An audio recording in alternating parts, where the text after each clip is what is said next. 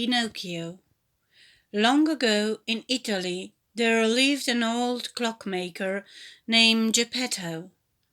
Tick tock went all the clocks in his shop. When he worked, Geppetto felt happy.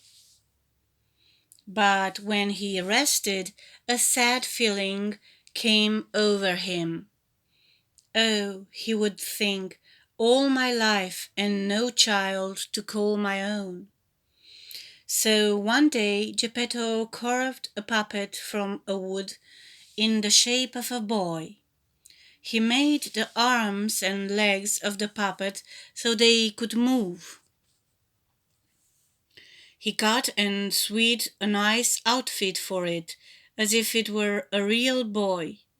"I will call you Pinocchio," said Geppetto. That night Geppetto laid the wooden puppet down onto the bed. From out of the window a big star twinkled bright. Geppetto looked out the window to the twinkling star. "Bright star," said Geppetto, "if I could make one wish it would be for a real boy of my own." But of course he knew that was not possible. That night the same big star showed right into Geppetto's room. It changed into a blue fairy. The blue fairy flew over to the bed.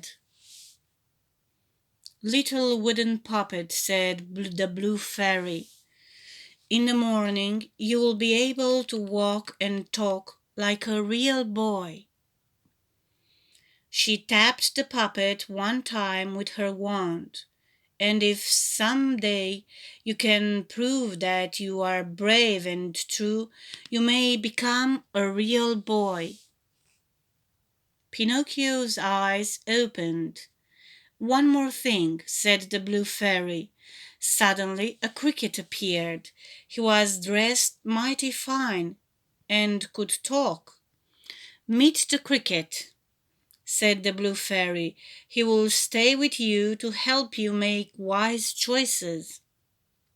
And with that the blue fairy went swash and was gone, out of the window and up into the night sky. When Geppetto woke up the next morning, he said, "I will go take my puppet out of bed." But the bed was empty. "Here I am, father," said Pinocchio from the other side of the room. Geppetto swung around. "What? You can talk?" "Yep, I'm Pinocchio, your boy." "How can this be?" said Geppetto in shock.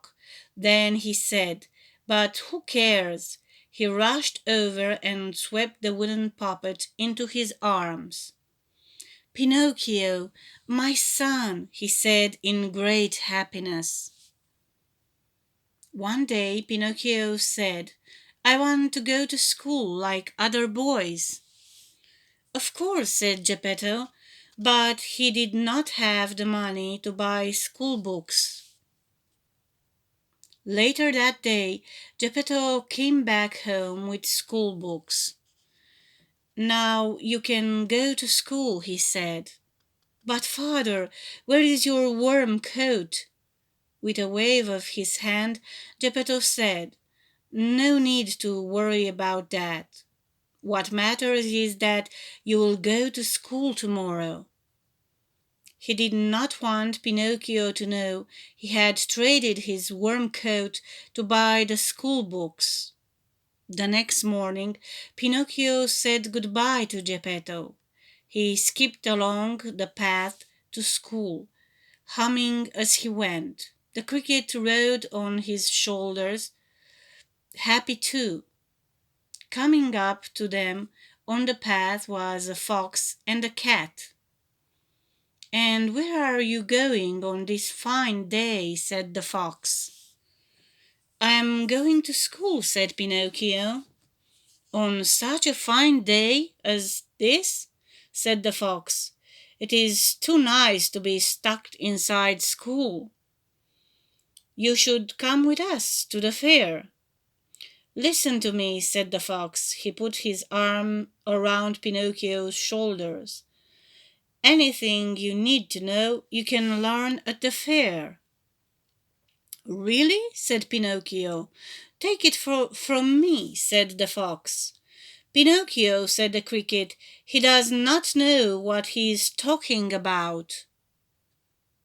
The fox covered the cricket with his hat. No one could hear the little fellow as the cricket tried to call out, Pinocchio, do not listen to him. Okay, said Pinocchio, let's go to the fair. And off they went. What a fair it was!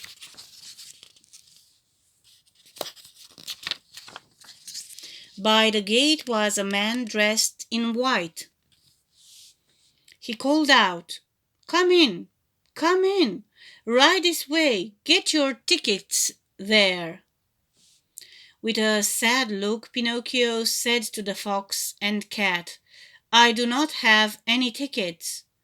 A man was selling old things at a table near the gate. He called, Hey, you, sell me those new school books of yours.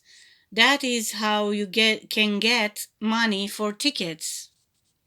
The fair was so bright and colorful and exciting that the next thing Pinocchio knew he had sold his school books for tickets. No, Pinocchio, stop, called the cricket, who finally got out from under the fox's hat. But Pinocchio, the fox, and the cat did not hear him. They were already inside the fair. On stage was a puppet show. I am a puppet too, said Pinocchio. I can dance like that. He jumped right onto the stage and started to dance with the other puppets. Look at the new puppet, someone called. It has no strings. No strings, said another. Amazing! Everyone laughed and laughed. They threw coins on the stage. The man who ran the fair saw coins fly onto the stage. Well now, he said, rubbing his chin, this puppet with no strings will make me rich. The next thing Pinocchio knew, he was picked up and thrown into a bird cage. In the next moment, the door was locked shut. Hey, get me out, called Pinocchio, but the person who had thrown him in just left the room. Only the cricket heard Pinocchio's calls. The cricket ran back and forth, in and out of the birdcage, trying to find a way to free the lock, but he could not unlock it. I am stuck, cried Pinocchio. How did this happen to me? And all of a sudden, poof, there was the blue fairy. Please, said Pinocchio, can you help me? Tell me something first, said the blue fairy. How did you get inside that cage? Tell her what happened, said the cricket. Could he really tell the blue fairy what had happened? What would she think of him? Ooh, I was robbed, said Pinocchio. Is that right? Said the blue fairy with a frown. Pinocchio's nose began to grow. Yes, robbed, said Pinocchio, by two mean men. No, 4. The nose grew more. They took my books. They made me come here, and they threw me into this cage. His nose grew longer and longer, until Pinocchio could see nothing in front of his face but one big giant nose. Why is my nose so big? Pinocchio cried out. Pinocchio, said the blue fairy in a stern voice, You must know what the truth really is." "I guess so," said Pinocchio. "I wanted to come to the fair. I came here with a fox and a cat." The nose grew shorter. "I had to sell my books to get some tickets." "Had to?" said the Blue Fairy. "I mean, I decided to sell my books to get tickets," he said. The nose got shorter still. "Then someone put me in this cage," he said. The nose was back to normal. "Good job, Pinocchio," said the cricket. "Well done," said the Blue Fairy.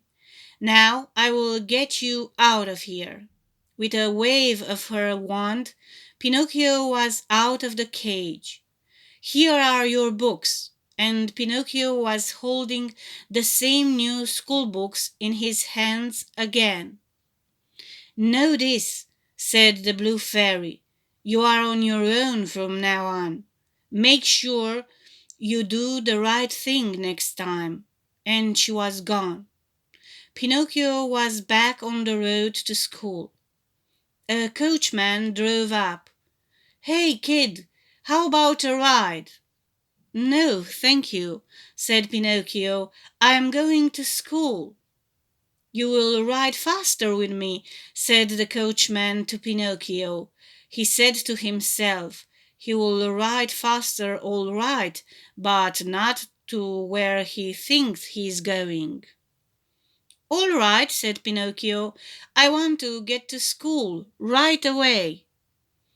When Pinocchio was inside the coach, the coachman said, "Say, kid, why do you think boys like you go to school?" "To learn things," said Pinocchio, "and to grow up, I guess, so we can do what we want." "Well," said the coachman, "what if I told you that could do what you wanted right now?" "Right now?" "Yep. Think on it. Skip the books. Skip the school. Right now, how would you like to have all the candy you can eat?" "All the candy?" "Yep. Ice cream, too, of every flavor. Ever wanted to smoke a cigar or play pool? All this and more at Pleasure Island." "Pleasure Island? Best place in the world for boys like you." "Don't listen to him, Pinocchio," shouted the cricket. "Why, wait," said the coachman. "I know just where Pleasure Island is. This is your lucky day, kid. So, what do you say?" "Let's go there," said Pinocchio. "I am going to Pleasure Island." "Oh," said the cricket, waving his arms in the air. After a while the coach stopped. "You got a boy with you in that coach?" said a dark stranger to the coachman. "Yep." The coachman grabbed Pinocchio and threw him down onto the ground. "He's all yours. Now pay up." The coachman reached out for something. Was it money? From the dark stranger. Then the coachman drove off. What could it all mean? But as Pinocchio looked around, he no longer cared, for everything the coachman had told him was true. Heaps of candy all about, tubes of ice cream in every flavor. Boys like him could eat and play all day. None of them had to work or clean up. There were even cigars if you wanted one, and pool tables to play. But after a few days something was odd. "Where did all the boys go?" he asked the cricket. "All I see now are donkeys," said Pinocchio. "I must say there used to be more boys around here," said the cricket.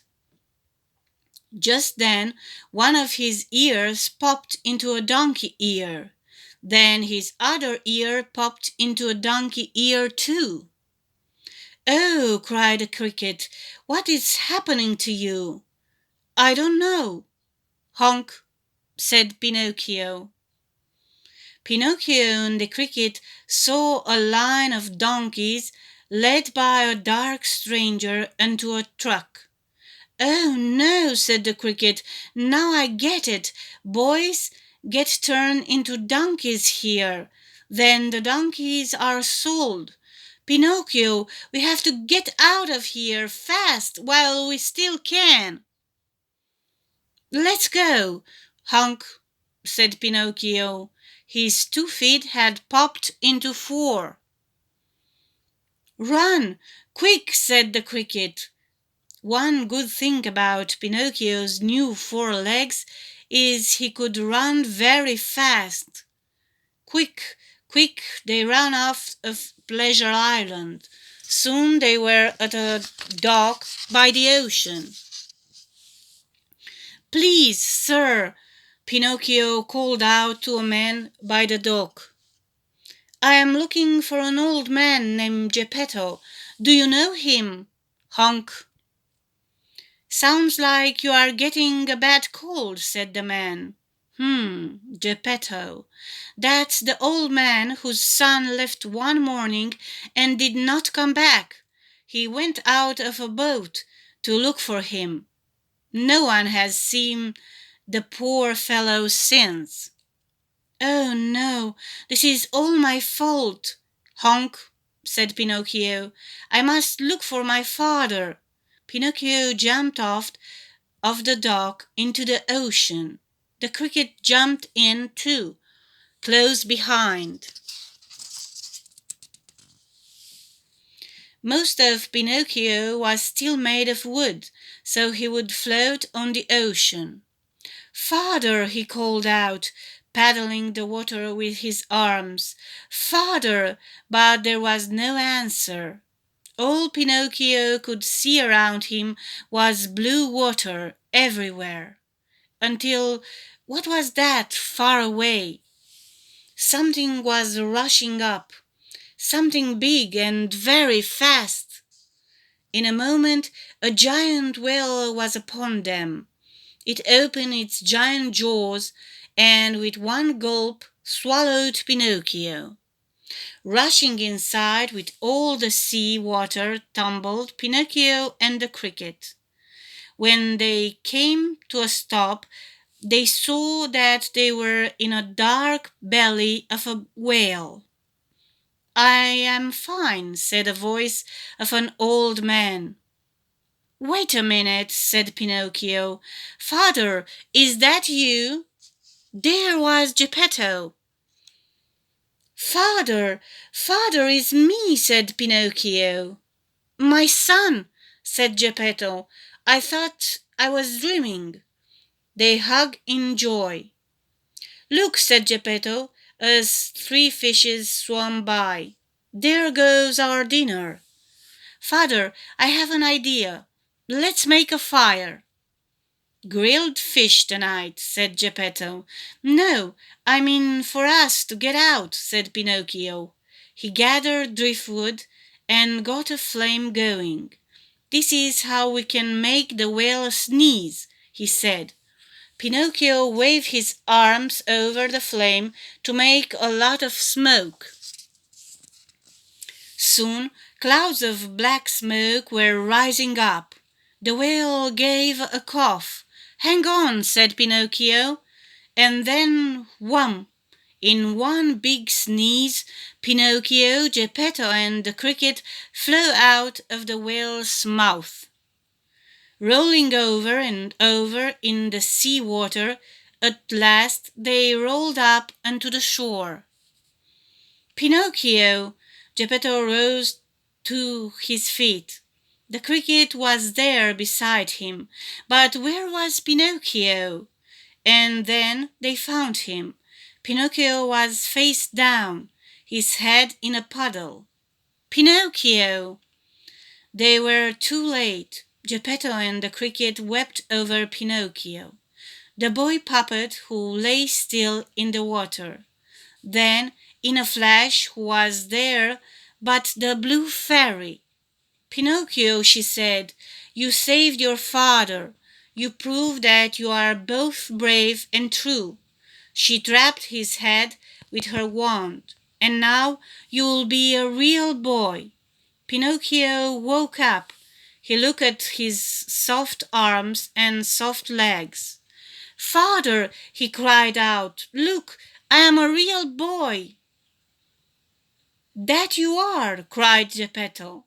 The blue fairy turned to the cricket. "Come," she said. In a flash the two of them were gone. And they lived many long and happy years together. The content creators need each of them at least 1,000 subscribers.